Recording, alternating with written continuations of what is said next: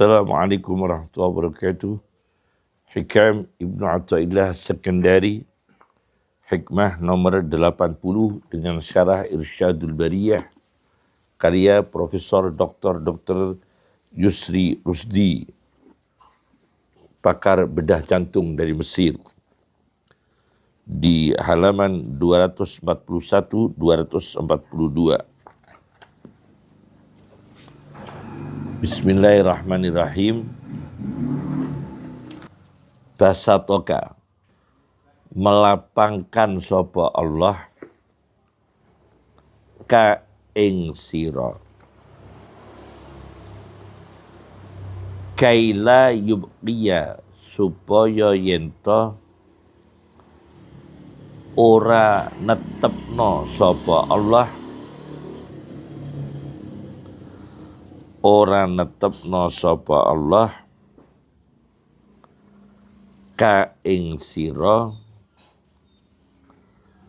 ma'al qabdi, sertane disempitkan.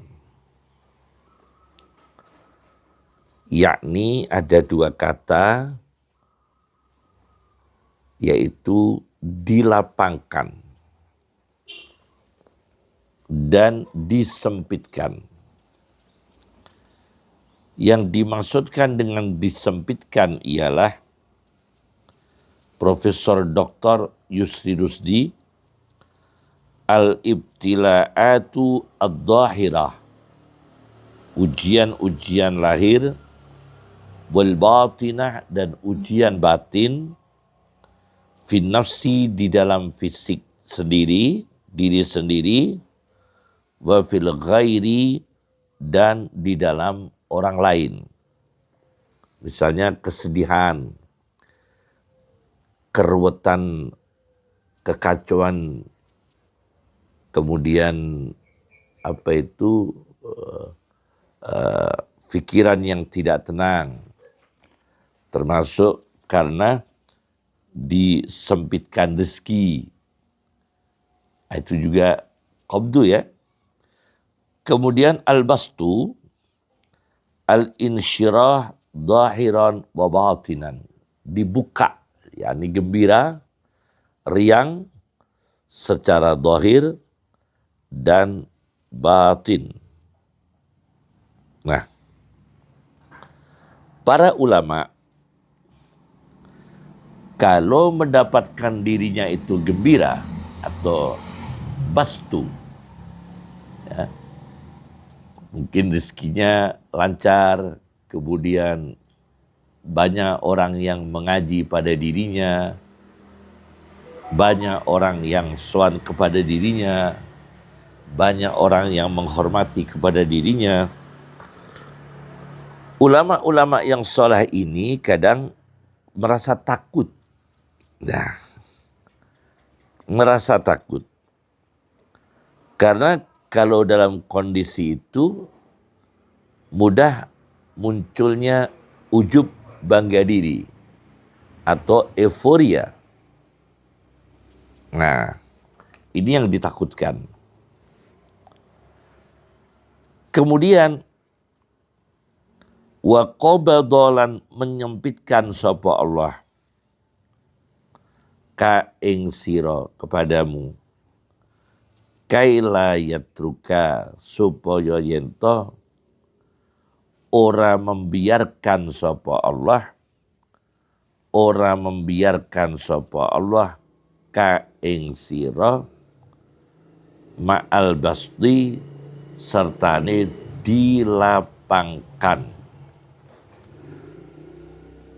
Kalau ketika Allah memberi kita gembira hati, supaya kita tidak terpenjara dengan kesedihan.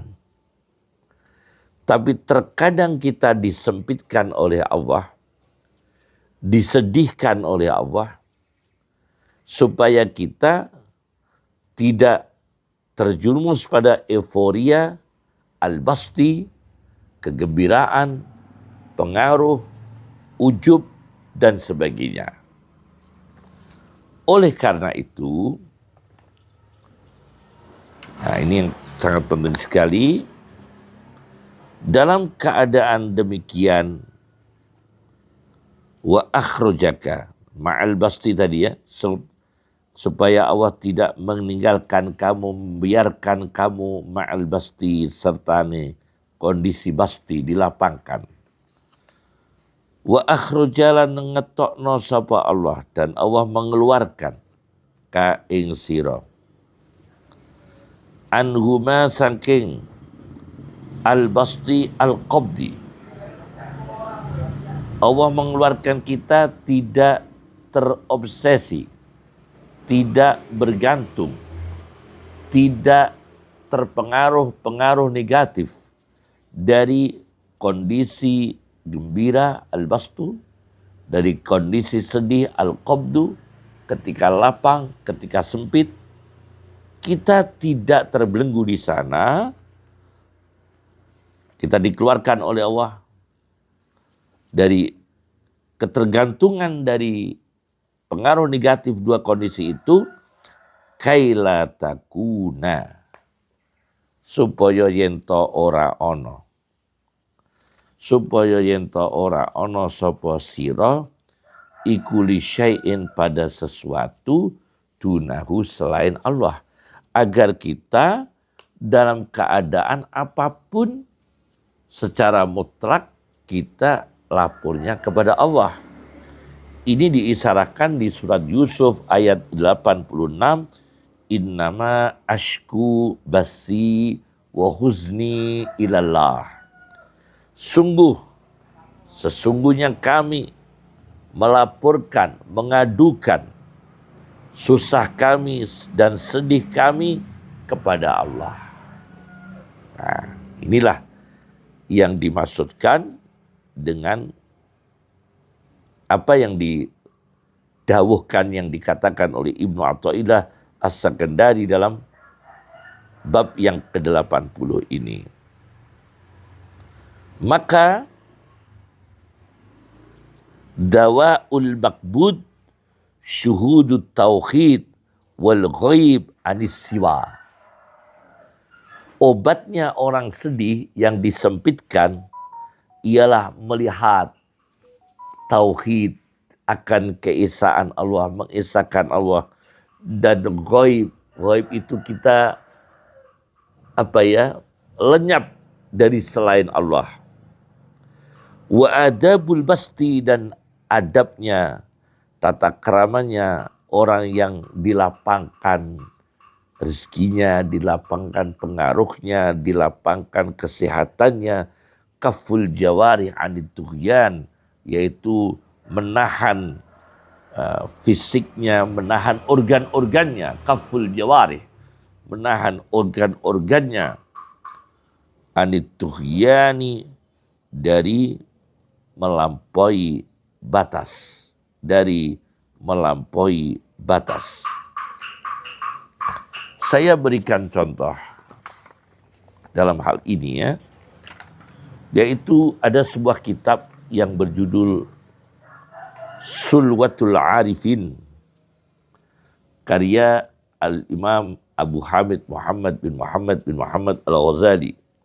Sulwatul Arifin, jilid 2, halaman 182, 183. Diceritakan di sini ada seorang laki-laki yang sedang lapar. Kemudian dia menuju rumahnya Abu Bakar untuk minta bantuan makanan. Tapi sampai di rumahnya Abu Bakar, apa yang terjadi? Fama wajadu syai'an liyutuhu, keluarga Abu Bakar As-Siddiq tidak menemukan sesuatu untuk diberikan kepada orang tersebut. Faruja'a khaiban, maka orang tersebut pulang dengan gagal, tidak mendapatkan makanan.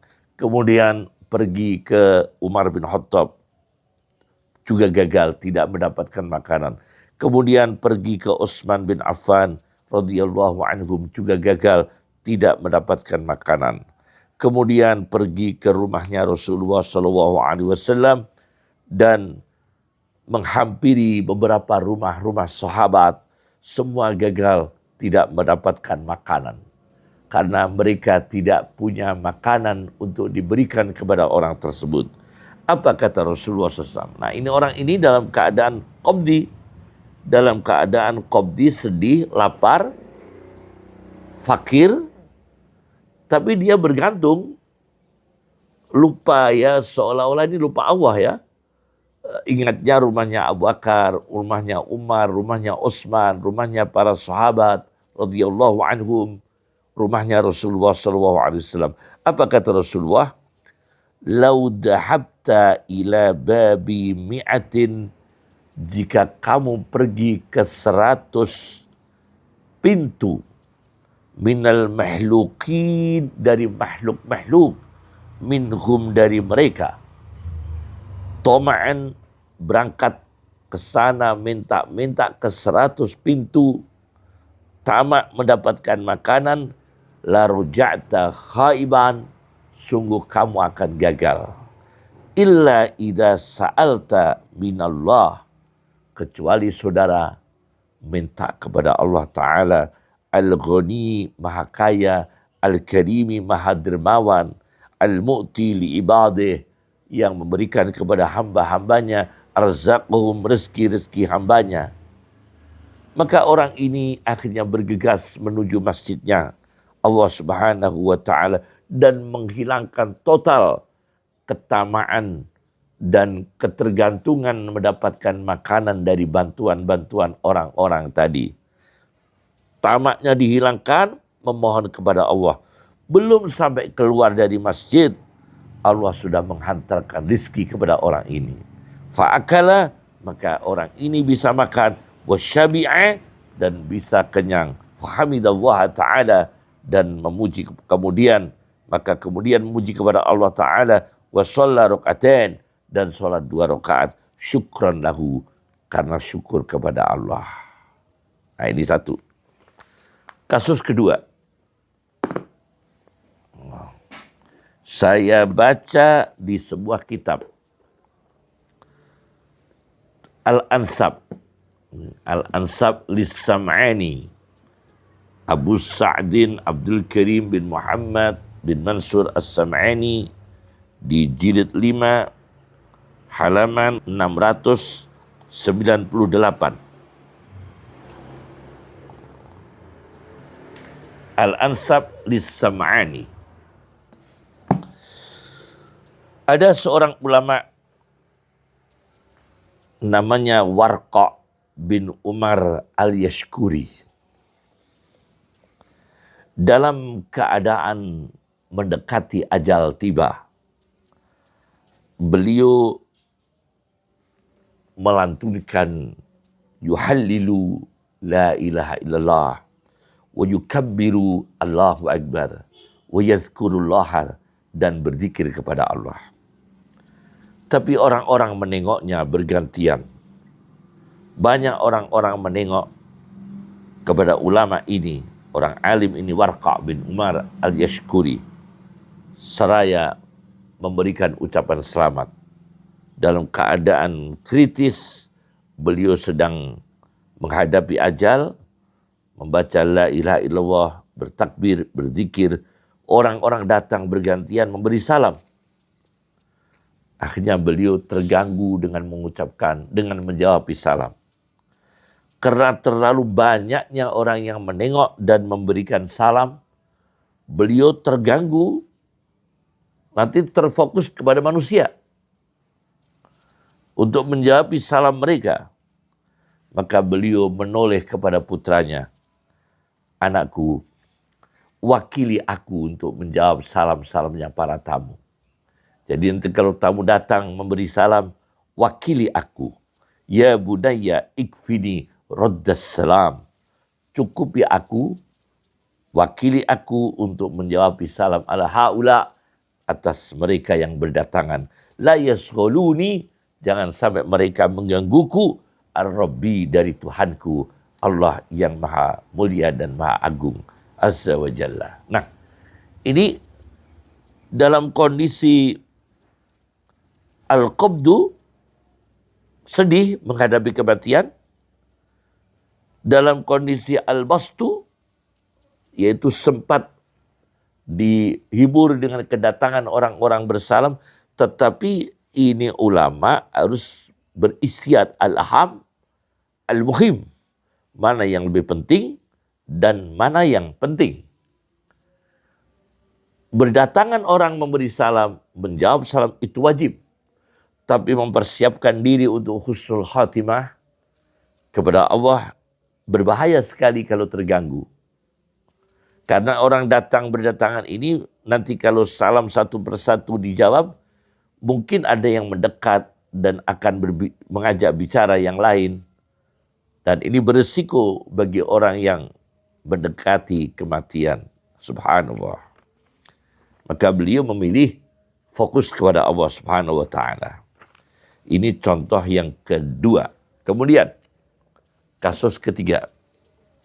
Saya baca di dalam kitab Tabaqatul Muhaddisin wal Waridin, Tabaqatul Muhaddisin bi Asbahan wal Waridin 'alaiha. Orang-orang yang ahli hadis yang pernah singgah di kota Asbahan, Iran. Namanya kitabnya Tabaqatul Muhaddisin bi Asbahan wal Waridin 'alaiha. Karya Abu Syaikh Abdullah bin Muhammad bin Ja'far. Di juz berapa ini? Saya lihat dulu.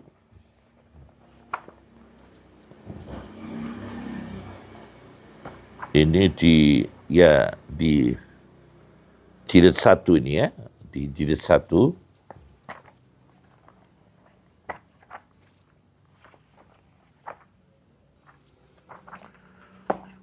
Halaman 174. Ada seorang ulama namanya Abdurrahman bin Yusuf bertemu dengan orang Nasrani di tengah jalan. Anehnya Abdurrahman bin Yusuf ini sangat menyapa dengan ramah,